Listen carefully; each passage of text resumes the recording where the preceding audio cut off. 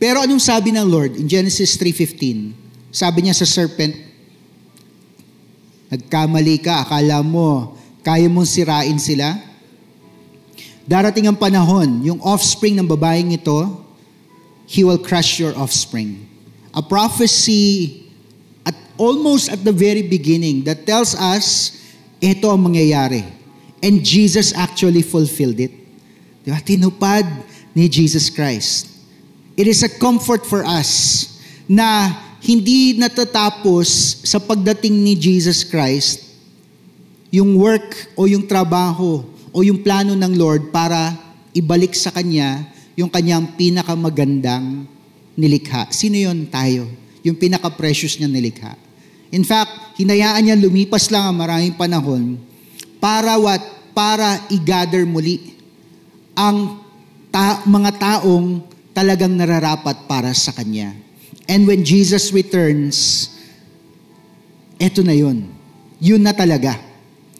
God prophesied it in Genesis chapter 3, but it happens, or the fullness of its completion happens during the second coming of Christ.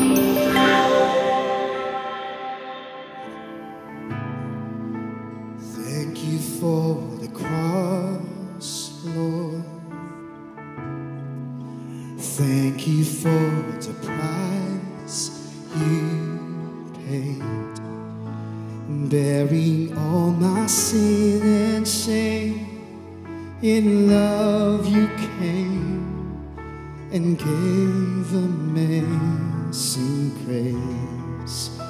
Thank you for this love, Lord. We testify. Thank you for the nail-pierced hands. Wash me in your cleansing flow. Now all I know, your forgiveness is. Come on, express your love to Him. Let's sing. World still am seated on the throne. Crown you now with many crowns. You reign victorious.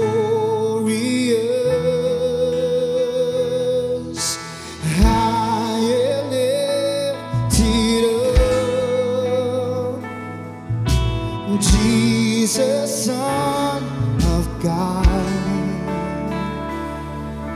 the darling of heaven, crucified.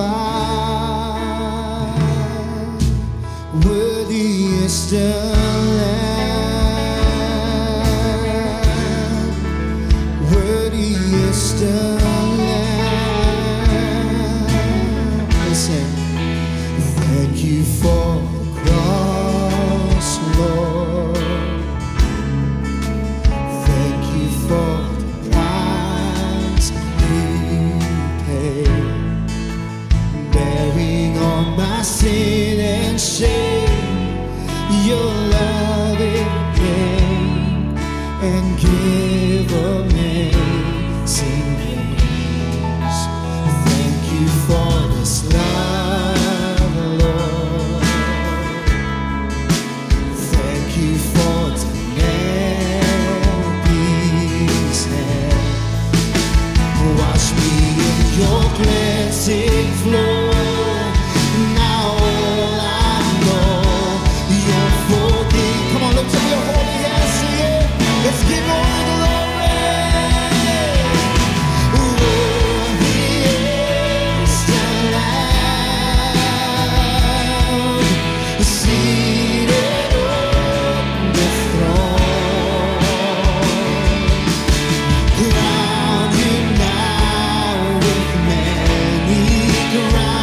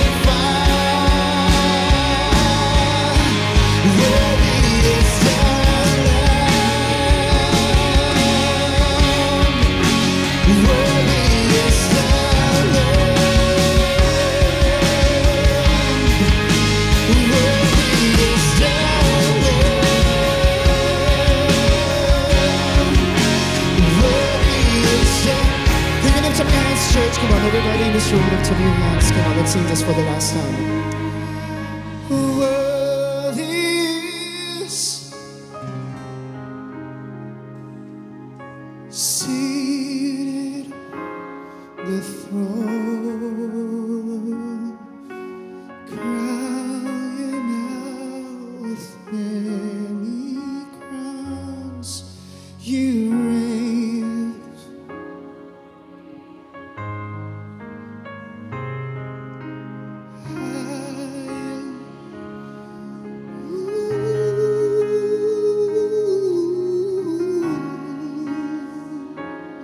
Of God,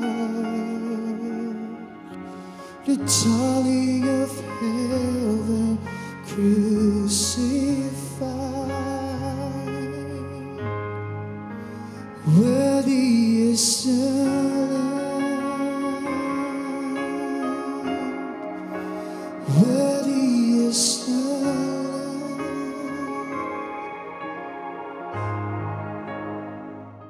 Ang pag-aaral natin ngayon for the very last topic ng series na Identity might seem like a departure from all the other topics kasi dahil nakafocus nga tayo sa kilos ng banal na Espiritu, all the other topics seem like to focus on the supernatural or the divine.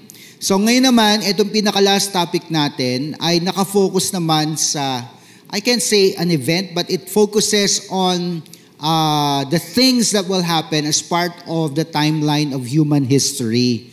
At ito, syempre, may kinalaman sa mangyayari during the end times. Pag nilatag po natin yung underlying thought kung bakit kasama ito, you will begin to understand why. So, ito na po. Ito, week number 5 is about the second coming of Christ. Ayan. Sino po rito naniniwala kayo na babalik muli si Jesus para kunin po tayo? Alright. So we'll talk about this, but first, let me lay down the underlying thought, bakit siya kasama sa series na Identity. Of course, you have heard us mention the full gospel, right? So pag sinabi nating full gospel, it refers to a theological belief and movement within Christianity that emphasizes the complete message and work of Jesus Christ. Not just salvation from sin, but also healing, deliverance, the baptism of the Holy Spirit, and victorious living. It is often associated with Pentecostal and charismatic churches. If I show you the complete table, makikita po ninyo ano yung mga elements ng full gospel. It talks about salvation. May focus sa Holy Spirit baptism. Of course, divine healing. Nandyan din ang deliverance. At of course, second coming. Kaya naka-underline ito kasi ito nga yung magiging topic natin. Now, siguro napansin niyo yung deliverance, hindi na naging part ng topic natin. We want to reserve that as a standalone topic. Pero dahil nga ito ay kailangan ng matinding pag-aaral, mas direct at mas mas direct at mas malalim na approach, I guess it will truly become a lesson in itself. Medyo kulang ang Sunday service to explain what deliverance is. But basically, because it's part of identity, we will put emphasis on it. So nakalagay din dyan kung anong mga ibig sabihin. Jesus saves us from sin. Jesus baptizes with the Holy Spirit and empowers believers. Jesus heals sickness and disease. Jesus sets people free from bondage and oppression. And of course, about Jesus coming again and to rule again. And of course, dito sa pinaka-right side, makikita natin yung mga scripture references niya. So, basically, yan po ang ibig sabihin ng full gospel. So, maintindihan nyo ngayon, based on this table, kung bakit parang may departure from the supernatural and divine things na itinuro natin in the previous weeks because may emphasis nga sa second coming. Ibig sabihin, pag sinabing full gospel, hindi dapat nawawala ito at dapat naintindihan siya ng mga believers that embraces full gospel preaching or teaching. Ano ba ang gusto mangyari ng mga full gospel preachers or mga churches? Ito po, magkaroon ng spirit-filled life, magkaroon ng pananampalataya to experience miracles. Definitely, there is a focus on evangelism na may kasamang signs and wonders. Makikita po natin ito sa ministry ni Apostle Paul at maging ng mga apostles ni Jesus Christ after He ascended into heaven. And of course, gusto natin magkaroon ng deeper intimacy with God. So yan po ang pinaka-layunin ng full gospel. At pwede naman nating sabihin na parang wala namang pinagkaiba, pastor, dun sa mga hindi nagpe-prescribe sa full gospel. Well, sa unang tingin, maaring walang pagkakaiba. But when you actually dig deeper, that is when you truly understand where the differences lie. So dahil nga bahagi yung second coming, let's get into our topic. Pag sinabi nating second coming, ang tinutukoy talaga natin dito is that Christ will return or babalik si Jesus. Sabi mo nga sa katabi mo, babalik si Jesus. At gusto pong bigyan diin na ang kanyang pagbabalik, it is not a myth or a metaphor. Now, interestingly, there are believers who make the interpretation na ang pagbabalik ni Christ ay, yung parang myth or metaphor lang. Ibig sabihin, it's not a reality that will happen. Pero para po sa atin, it is a future event that will impact the entire world. Somebody say impact. In Acts chapter 1 verse 11, this same Jesus who has been taken from you into heaven will come back in the same way you have seen Him go into heaven. Nakuha niyo po ba? So again, that's very clear. Paano ba? Diba? The disciples were gathered during the ascension of Christ into heaven. Nakita siya ng kanyang mga disciples, diba, na umangat siya. He ascended into the clouds and then soon, He disappeared from their eyes. So, ibig sabihin, in reverse order, hindi nakikita, biglang makikita, at finally lalapag muli sa lupa. So, yun po ang sinasabi sa atin ng Bible. So, when we say the second coming of Christ or that Jesus will return, ano ba ang mangyayari pag ito ay naganap na? Now, number 1, His glory will be revealed. May papahiwatig, may papakilala ang kanyang glory. When Jesus ascended to heaven, it was only a handful of disciples and believers who saw His complete glory. Hindi lahat nakita yung full glory ng ating Panginoong Hesukristo. Pero ang sabi sa Matthew 24, verse 30 to 31, then will appear the sign of the Son of Man in heaven. And then all the peoples of the earth will mourn when they see the Son of Man coming on the clouds of heaven with power and great glory. And He will send His angels with a loud trumpet call, and they will gather His elect from the four winds, from one end of the heavens to the other. So after that great appearing, when He returns, yun muna, the glory will be revealed. Ibig sabihin, all the world, everybody will witness it. Kasi may matinding ingay with a loud trumpet call. So ibig sabihin talagang yayanigin ito ang buong mundo. Ano mangyayari pagkatapos niyan? There will be a gathering of believers. Pag sinabi natin gathering of believers, ibig sabihin kasama ka. Sabihin mo sa katabi mo, kasama ka. Pero kasama rin dyan yung mga nauna sa atin na naniwala, nanampalataya kay Jesus, kaya lang wala na sila sa mundong ito. So, ibig sabihin, sa unang part, the dead in Christ will go up first. In 1 Thessalonians 4:16, anong sabi? For the Lord Himself will come down from heaven with a loud command, with the voice of the archangel and with the trumpet call of God, and the dead in Christ will rise first. Actually, ang magra-rise dito, yung physical bodies nila na nakalibing sa lupa. Or, babangkitin ko na rin, o yung mga ashes nila na ikinalat o isinaboy. So, He will gather up all of these people first. They will rise up first. Kasi actually, pag descent ni Christ, kasama na niya ang mga nauna. He is actually coming down with all of the saints that have gone before us. Pero, kaya kailangan kunin ang kanilang katawan kasi para maging glorified din ang kanilang body. Kompleto rin, both body and spirit at the same time. Next, after that, those who are alive, lahat nga po ng buhay magsabi ng amen.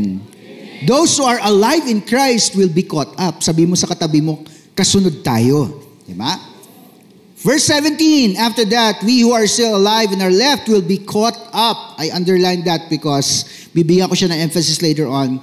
Caught up together with them in the clouds to meet the Lord in the air, and so we will be with the Lord forever. The only difference dun sa mga nauna at namatay na, pag caught up sa atin, glorified na kagad tayo. So I underlined the phrase caught up kasi in the Greek, ito ay harpazo. At ang ibig sabihin nga, suddenly snatched or taken away, a forceful or divine rescue. This is interesting kasi nga, dahil bahagi nga ito ng mga naging discussions ng mga believers, binigyan ito ngayon ng term. Ang tawag ay the rapture or simply rapture. Sino po sa inyo narinig na ninyo yung term na rapture? Taas po ang kamay. It is not a Greek term. It actually comes from the Latin word raptus. It was popularized by John Nelson Darby in the 1800s. At ito po ang naging benefit ng pagkakaroon ng term, the rapture or harpazo in the Greek or caught up dun po sa text natin.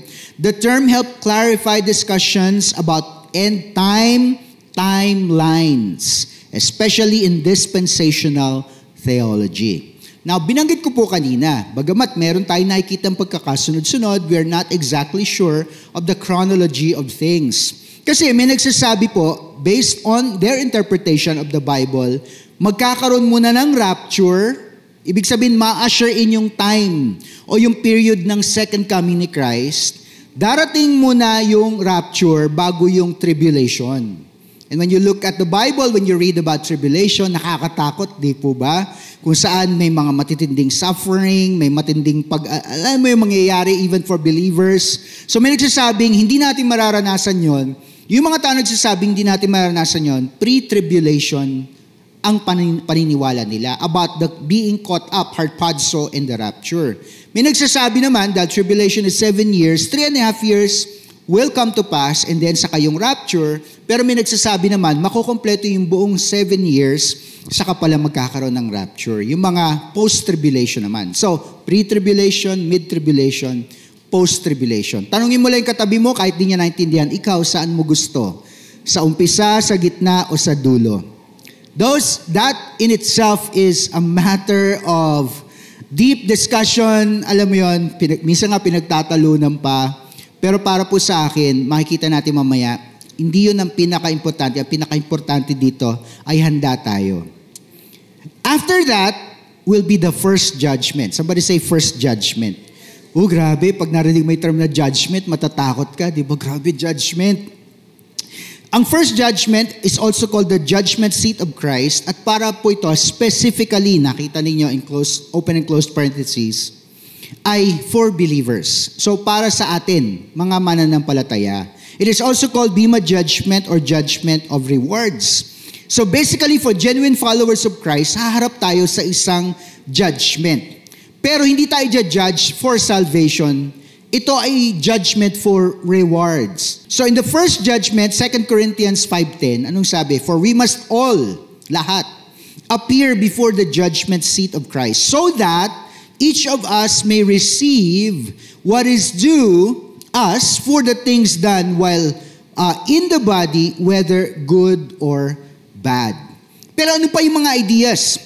In Romans chapter 14, 10-12, sabi, you then, why do you judge your brother or sister? Why do you treat them with contempt? For we will all stand before God's judgment seat. It is written, as surely as I live, says the Lord, every knee will bow before me, every tongue will acknowledge God. So then each of us will give an account of ourselves to God. Now, sabi po natin na hindi tayo i-judge for salvation. Ibig sabihin, kaya tayo napunta sa first judgment kasi saved tayo. Kung hindi ka saved, hindi ka mapupunta sa first judgment. Hindi ka kasama doon. Nakukuha niyo po ba? Sabi mo sa katabi mo, naintindihan mo ba? So doon, titignan yung mga motives natin. Iwi-weigh yung obedience, yung paglilingkod o yung service natin sa Panginoon. Maaring yung iba ay mawalan ng rewards. Yun ang medyo nakakalungkot. Again, we need to see it as it is. But instead of being afraid of it, let us use it as motivation. Somebody say motivation. Here is how the Bible describes it in 1 Corinthians 3:12-15. If anyone builds on this foundation using gold, silver, costly stones, wood, hay, or straw, eto na yung during the first judgment or Bema judgment, their work will be shown for what it is. Because the day will bring it to light. It will be revealed with fire, and the fire will test the quality of each man's work or each person's work. If what has been built survives, the builder will receive reward. If it is burned up, ano mangyayari? The builder will suffer loss, yet will be saved. Nakuha niyo yung part na yon, yet will be saved. Again, it is a clear message na hindi disqualified yung tao during the Bema Judgment sa salvation. Ibig sabihin, papasok pa rin siya sa langit. Even though only as one escaping through the flames. Ang nangyari lang, dahil dumaan na nga sa apoy na evaluate o kaya na test, lalabas na hindi pasado. Hindi mo tatanggapin yung rewards mo based sa mga ginawa mo sa mundo. Number 4, ito po, evil will be defeated permanently. Somebody say permanently. Revelation 20 verse 10, and the devil who deceived them was thrown into the lake of burning sulfur. Ito yung lake of fire, where the beast and the false prophet had been thrown. They will be tormented day and night forever and ever. So ano yun? Satan, the deceiver of the world, will be finally and irreversibly judged. It is going to be the final victory for Jesus Christ as King of Kings and Lord of Lords. Anong sabi sa Revelation 19:16? On his robe and on his thigh he has this name written, King of Kings and Lord of Lords. And after evil is finally defeated, ito po ang susunod na mangyayari. There will be a second judgment. Kanina first judgment, di ba? So may second judgment. Hindi ka kasama dito. Sabihin mo sa katabi, hindi ka kasama dito. Kasi ang tawag dito ay Great White Throne. This is for those who are unsaved. This is also called final judgment or judgment of the wicked. Ito yung mga tao na talagang nireject nila si Christ. At kahit narinig nila kung sino si Christ, nilatag na maayos sa kanila, hindi nila tinanggap ang gospel. Hindi nila tinanggap ang mabuting balita. Maaring masama din dito ang mga dating mananampalataya, pero kahit nakita nila, naintindihan nila, pinili pa rin nilang i-reject si Jesus Christ. Masasama po sila sa judgment na ito. Ibig sabihin ng mga pangalan nila ay wala sa book of life. In Revelation 20:11-15, then I saw a great white throne, and him who was seated on it. The earth and the heavens fled from his presence, and there was no place for them. And I saw the dead, great and small, standing before the throne, and books were opened. Another book was opened, which is the book of life. The dead were judged according to what they had done, as recorded in the books. The sea gave up the dead that were in it, and death and Hades gave up their dead that were in them. Ibig sabihin, ma-judge pa rin sila, ano po? And each person was judged according to what they had done. Then death and Hades were thrown into the lake of fire. So ibig sabihin, kinumbine na. And the lake of fire is the second death. Anyone whose name was not written in the book of life was thrown into the lake of fire. Sounds scary, right? Pero bukod po sa nakakatakot, dapat maging, alam mo yon, maging kurot sa puso natin. How many will be in that situation?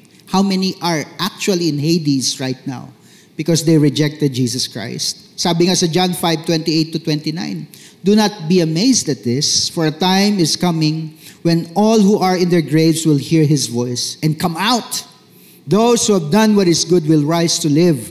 Ito yung binabanggit na yung gathering of the saints. And those who have done what is evil will rise to be condemned. So mga kapatid, I know it looks scary. I know that nobody wants to be in the second judgment, right? Anong gagawin mo? Sabihin mo sa katabi, anong gagawin mo? Now the believers, number 6, will enter everlasting joy. Papasok na tayo doon sa lugar na hinanda sa atin ng Panginoon. Mai-enjoy na natin siya. John 14:1-3, do not let your hearts be troubled. You believe in God, believe also in me. My Father's house has many rooms. If that were not so, would I have told you that I am going there to prepare a place for you?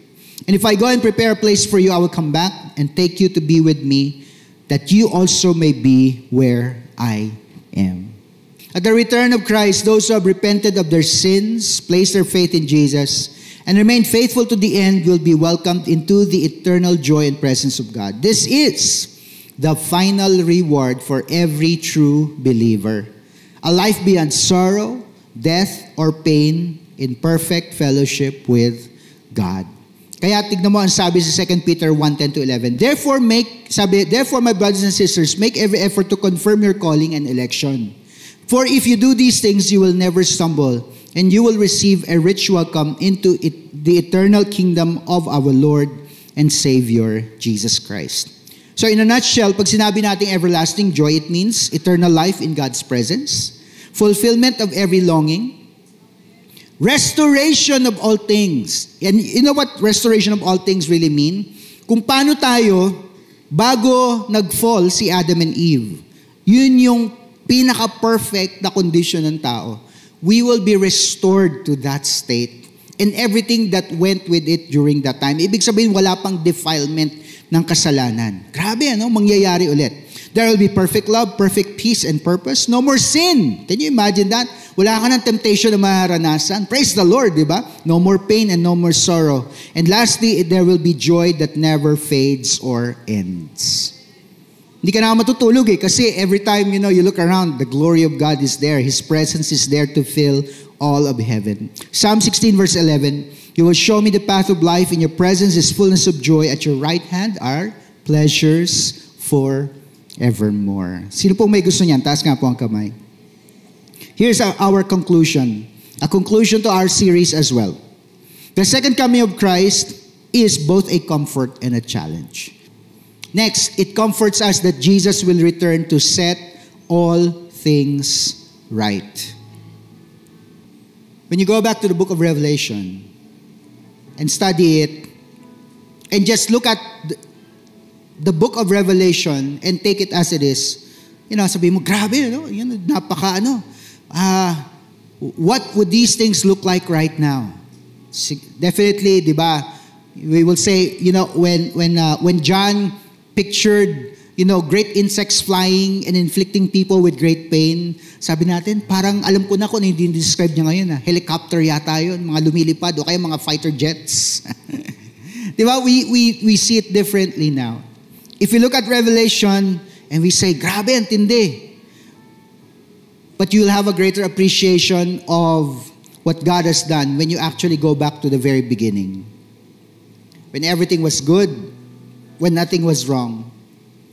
And God told Adam and Eve, be fruitful, multiply, subdue the earth. Oh, by the way, huwag nyo kainin yung bunga ng puno na to, Kasi pag kinain nyo yung bunga ng puno na ito, mamamatay kayo. What happened? The deceiver came. When he came, ano sabi niya kay Adam and Eve? You will not surely die. If you eat the fruit of this tree, your eyes will be opened and you will be just like God. You will know the difference between right and wrong. So akala, maganda yun Siguro pag alam namin yung pagkakaiba ng tama at mali, we will have greater fellowship with God. Nagkamali sila. So whatever perfection existed, disappeared at that time. Pero anong sabi ng Lord in Genesis 3:15? Sabi niya sa serpent, nagkamali ka, akala mo, kaya mong sirain sila? Darating ang panahon, yung offspring ng babaeng ito, he will crush your offspring.